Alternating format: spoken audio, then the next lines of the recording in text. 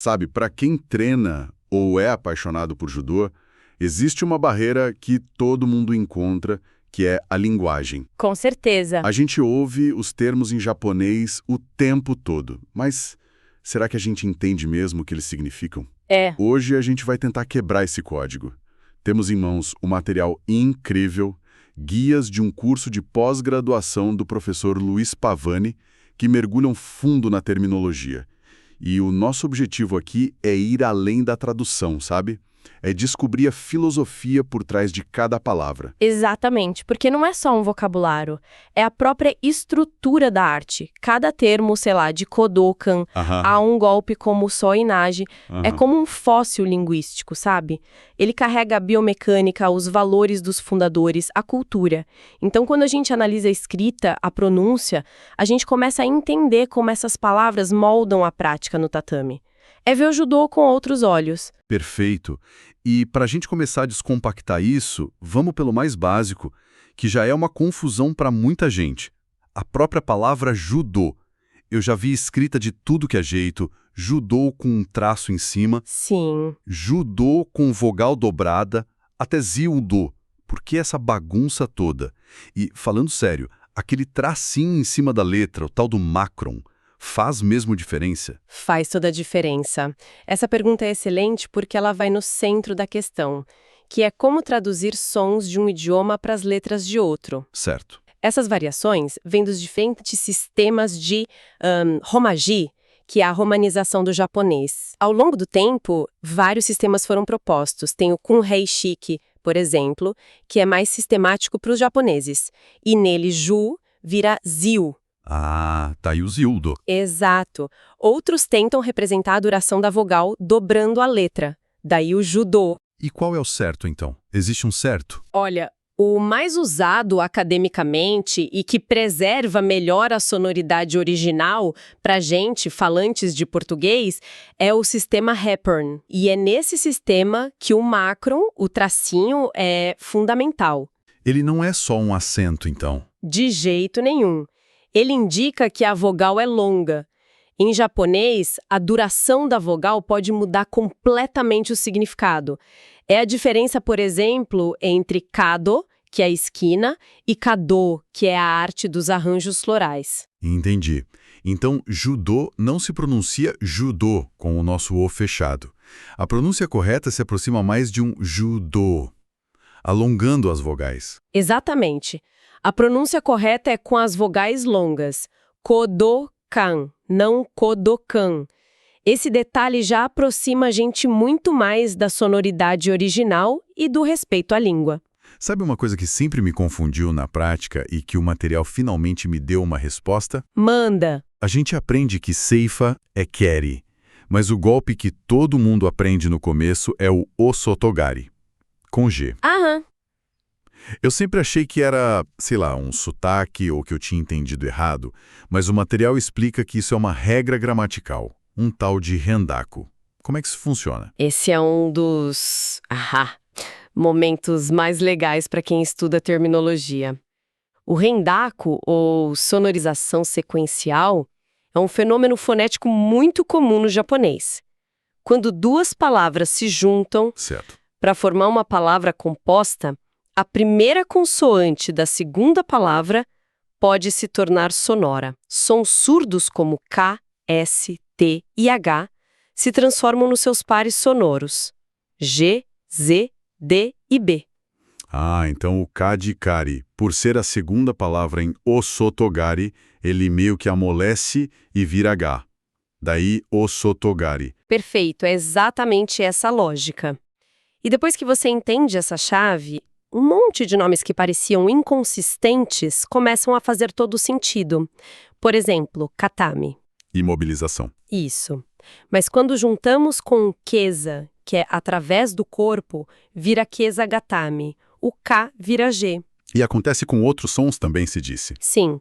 Um exemplo clássico é shime, que significa estrangular. Quando ele vira o final de uma técnica, como em hadaka shime, o estrangulamento nu, ou nami juji shime, o som de she vira G. O rendaku não se aplica sempre, tem exceções, mas ele explica a grande maioria dessas mudanças. Entender isso não só melhora a pronúncia, mas te ajuda a identificar os blocos que formam o nome do golpe. Entender o rendaku já é uma virada de chave, né? E isso me faz pensar em todos os nomes de golpes. O material organiza tudo de um jeito muito claro, em Nage-waza, técnicas de arremesso, e Katame-waza, de solo. E subdivide, né? Exato. Teu-waza para mão, Koshi-waza para quadril, Ashi-waza para perna, mas o mais legal é essa ideia dos blocos de construção que o material traz. É isso, é como aprender um prefixo depois que você sabe o que significa, decifra um monte de palavras. Já falamos do gari, ceifar. Além do osotogari, tem o ouchigari, grande ceifada interna. E o kou-uchigari, pequena ceifada interna. O nome já descreve tudo. Já te dá a mecânica e a direção. E goshi ou koshi, que é quadril, é outro desses blocos. Daí vem ogoshi, a grande projeção de quadril, e ukigoshi, projeção de quadril flutuante. Você já sabe qual parte do corpo é a principal ali. Exatamente. Ou a palavra guruma, que significa roda ou giro. Em kata guruma, roda no ombro. Você visualiza o oponente girando sobre os ombros. Em koshi guruma, a roda de quadril, o gira em torno da cintura. Outro ótimo exemplo é otoshi. Que é tombamento, queda. Isso. Taiyoshi é o tombamento do corpo. Ukiyoshi é o tombamento flutuante. O nome deixa de ser uma palavra estrangeira aleatória e vira um manual de instruções do movimento. Essa do Yamara Ashi, Tempestade na Montanha, é fantástica. Muda completamente a imagem do golpe na minha cabeça. Totalmente. Deixa de ser só um movimento de braço e quadril e vira algo muito mais poderoso, uma força da natureza. É quase uma instrução de como aplicar o golpe, né? Não com força bruta, mas com a energia de uma tempestade. E essa é a beleza da linguagem do judô. Às vezes ela é descritiva, mecânica, e outras vezes ela é poética e imagética. O tomoe-nage é o melhor exemplo disso. O nome faz referência direta ao tomoe. Que é aquele símbolo, né? Tipo um redemoinho. Isso, um símbolo tradicional japonês muito antigo que parece uma vírgula ou um redemoinho. Ele simboliza o movimento cíclico do universo. E o golpe desenha esse símbolo no ar. Precisamente. O judoca que aplica a técnica se joga para trás, usa o pé na barriga do oponente e projeta ele por cima da cabeça num grande arco. O movimento dos dois corpos juntos desenha a forma do tomoe. É a poesia transformada em biomecânica. Incrível. O nome não descreve o que o pé faz ou a mão faz. Descreve a imagem final do movimento. A essência. Isso mostra que a linguagem vai muito além da pura funcionalidade. E alguns nomes, como o material destaca, carregam a história do judô neles. O caso do Kawasugaki é impressionante. Sim, o Kawasugaki, ou gancho de Kawazu, é um nome que conta uma história. Ele é nomeado em homenagem a um lutador de sumô do século XII, Kawazu Sukeyasu. Nossa, do século XII. Segundo a lenda, ele venceu uma luta decisiva usando essa técnica. É basicamente um gancho com a perna na perna do oponente, travando o joelho e forçando uma queda para trás. Só que hoje é uma técnica proibida, uma Kishiwaza. Exatamente. E aí está a chave. Ela foi proibida no judô competitivo porque a mecânica dela, ela coloca uma pressão altíssima no joelho do oponente. O risco de lesão é gravíssimo. Claro. E a proibição dessa técnica, que tem um nome histórico e uma origem no campo de batalha, nos diz tudo sobre a transição filosófica do judô. Você quer dizer a passagem de uma arte de combate para um caminho de desenvolvimento, do jutsu para o do. Perfeitamente colocado. O jujutsu era a arte da guerra. O objetivo era neutralizar o oponente a qualquer custo, mesmo que isso significasse quebrar um membro. Sim. Quando Jigoro Kano criou o judô, ele transformou o jujutsu, a técnica, em um do, um caminho. O foco mudou para o princípio de Jita-kyoe, bem-estar e prosperidade mútuas. Técnicas que causam lesões de propósito foram banidas. Porque contradizem a alma do caminho. Exato. O nome Kawasugaki sobrevive como um lembrete dessa evolução. Entendi. Então, o nome da técnica serve como um lembrete constante da filosofia de segurança e respeito. É uma história embutida até numa técnica que a gente não pode mais fazer. Isso. O que nos leva direto para a linguagem da filosofia, que se vive no dojo, começando pelo nome do lugar, Kodokan.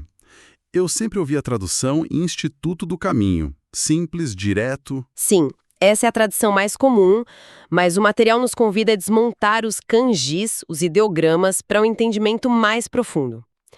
Ko significa estudar, aprender ou ensinar. Certo. Do é caminho ou via, e kan é prédio ou local. Então, uma tradução mais rica e mais fiel à intenção de Kano seria algo como local para o ensino do caminho a ser seguido na vida. Uau! Isso muda tudo. Não é um instituto no sentido de uma escola técnica. De forma alguma? É um lugar para aprender a viver. Exatamente. A luta, o asa, é a ferramenta para aprender esse caminho, não o fim em si. A própria palavra Kodokan já declara a missão filosófica da arte. E falando em termos que a gente acha que entende, mas talvez não. Sensei. No Brasil, se você falar sensei, 99% das pessoas pensam num professor de arte marcial. Mas as fontes explicam que no Japão a história é bem diferente. Totalmente diferente. O que aconteceu com a palavra sensei no Ocidente é um fenômeno cultural fascinante.